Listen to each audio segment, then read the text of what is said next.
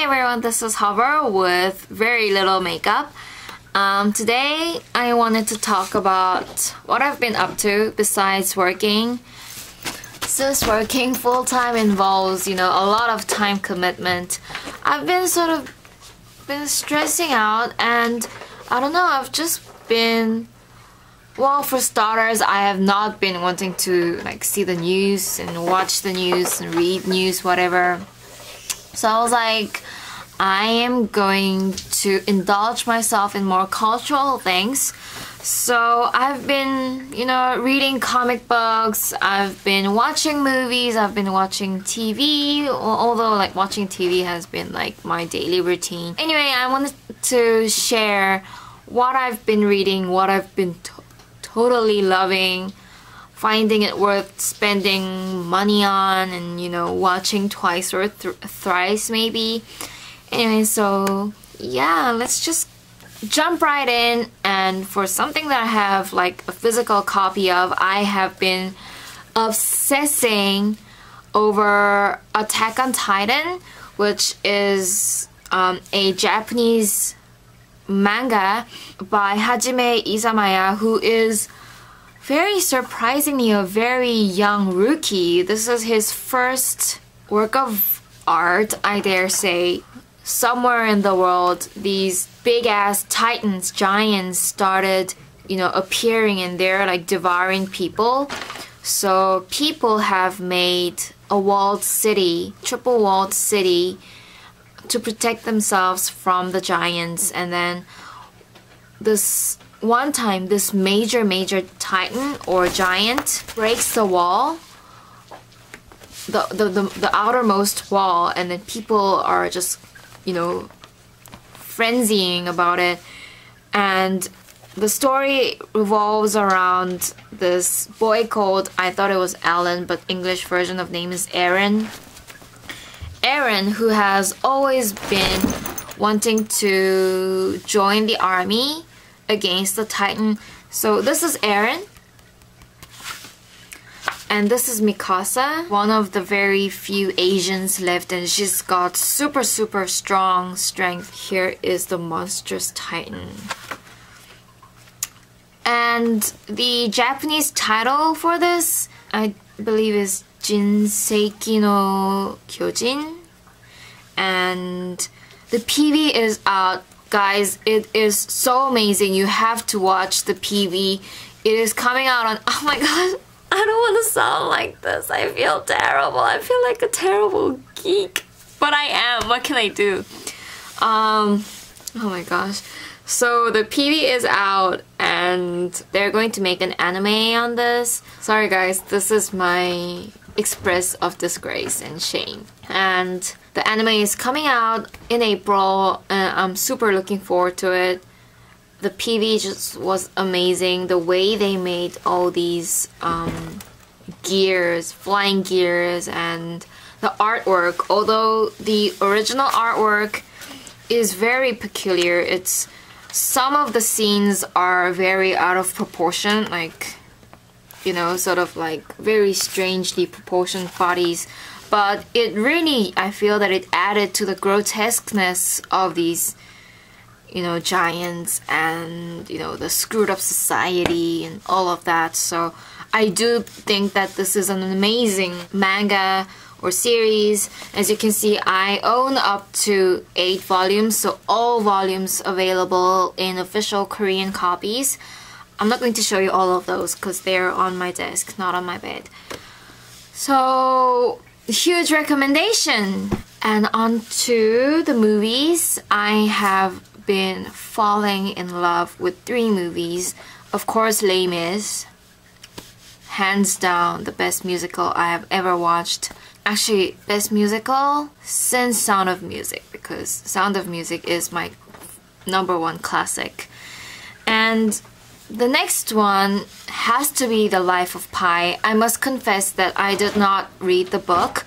When I was in middle school, I think, I saw so many friends of mine read The Life of Pi, but I watched the movie only if I was a diligent reader. I would love to read the actual series, the actual book. It just gave me so many answers because I am a Catholic, but I am not, like, I believe in the Bible and I do respect the Pope and all because I'm Roman Catholic by birth. But I did have some doubts and questions of the form of religion by, you know, some of the things the Roman Catholic teaches. You know, I'm not going to mention specific things because it's a very sensitive issue. Religion is a very sensitive issue. And, you know, because I have experienced and witnessed so many things that went on in my church, ex-church, parish. And, you know, I had so many doubts and, you know, do people really need to follow these religious practices to be delivered? Like, that was my question. And my personal, and I was, you know, sort of tending on not. All you need is belief and following your conscience, because I do believe that God is part of you. Deep down there, conscience is sort of your God's voice sort of kind of thing. I'm not gonna go religious on it, but yeah, so, you know, despite being a Catholic / Christian, I always had sort of like negative views on people that are just, you know, too strongly voiced and they want to just convert everybody else. So when I watched The Life of Pi, it sort of answered quite a lot of things as to why then do I still believe in God, and you know, all of those things. So Life of Pi was great. I watched it twice. The second time was on IMAX 3D, and I swear Richard Parker was just so amazing on 3D. And I'm still pissed with Piscine Pi for what he did under the thunderstorm out there on the sea, but it was an amazing movie, guys. It's just so worth a buck. If you still haven't watched it, you really must. Anyway, next up, the next movie that I am currently just amazed, mesmerized, whatever you call it, over is Cloud Atlas. First, I didn't want to watch the movie because I know the Korean actress Bae-doona is in it, but when I saw the first, you know, stills of the photos, I was so terrified at how un-Korean the setting of Neo Seoul was. I mean, all these like architecture and interior designing, it was all so Japanese, and then the special makeup on the white actors to make them Asian was just so Chinese. Like, I was like, so the buildings are Japanese, the people are Chinese, and the only thing that is Korean is the language. I was like, huh? And you know what I always feel about these Hollywood things on Korea is just, they seem to believe that Seoul is so still not developed. Like, the Seoul they portray is probably the Seoul in like 70s or 80s. Like, do they not have a full, like, Korean, and I don't mean a Korean American, I'm talking about a Korean who actually lived in Korea, had a full exposure to the Korean culture long enough to be able to incorporate it into a different setting but still be Korean. I mean, hello, like, hire me. I can do so much better job than what you did with those people you hired on Neo Seoul, because like, there are bits like, okay, so Neo Seoul means the new Seoul. If an actual Korean were to put that into Korean, they would name it Shinseoul, because that's how we name it now. But of course they had to like put it all on 새로운 Seoul, which is just so literal. I just felt that it was a very American Seoul. which turned into like a total victim of Orientalism, and in turn became so Japanese. Yet and you know, I actually stayed through the whole ending credit to see who actually did the freaking makeup, and in the makeup team I did not for one name find an Asian surname. Now I'm sure there could have been some Asian person with a non-Asian surname, you know, maybe like a second generation or an adoptee or something. But honestly, did they really not make an effort enough to examine Korean people's features besides that they have monolith? Like, those eyebrows were just so Chinese, and by saying Chinese, I know I'm also being very generalizing, but the face was just so Chinese, you know? Like, it was not Korean. And I know so many people are gonna say, oh, what do you mean Chinese? If you're Asian, you're Asian. Why are you being so, discriminative?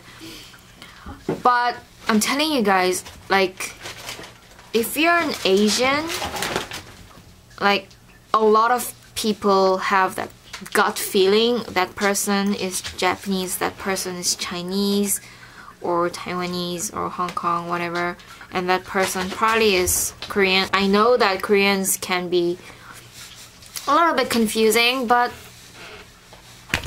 I mean, all those eyebrows are so identical. They look like stupid mountains from those oriental paintings from like Confucius ages.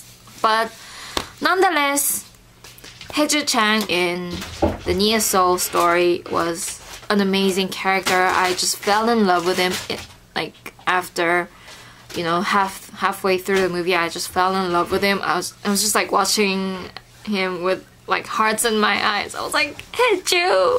Oh!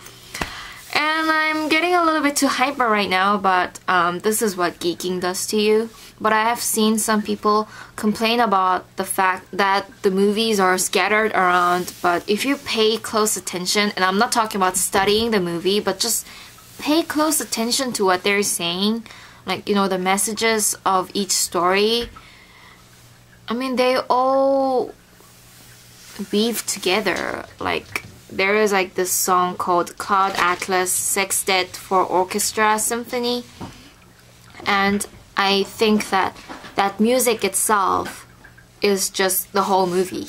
6 stories, Cloud Atlas, the orchestra of those 6 stories is what the movie is all about. And I know it's got this whole thing of nirvana or reincarnation, but that is only like a tool or a device to carry out the message. And for me, that message is like sort of like karma, but it was sort of like love may not conquer it all, but love overcomes it all sort of thing. I know love is a very cheesy theme in, well, I find love a very cheesy and obvious theme in a lot of movies, but it totally touched me. I was just like, yeah, love and peace, sort of, yeah.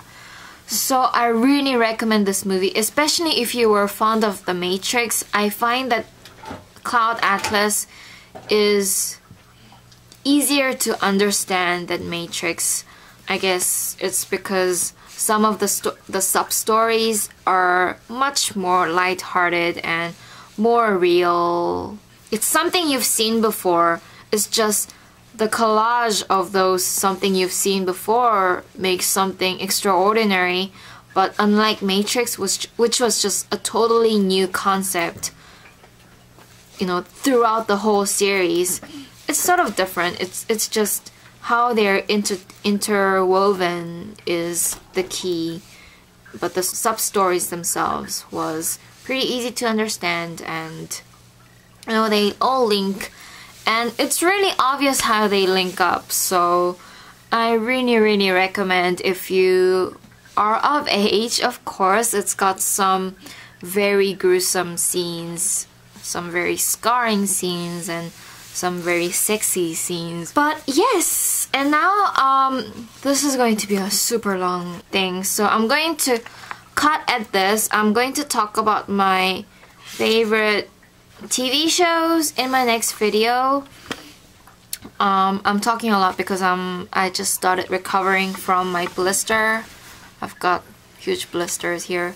So I'll see you guys in my next video. Please stay tuned for part 2 of what Hover is geeking up to, I guess.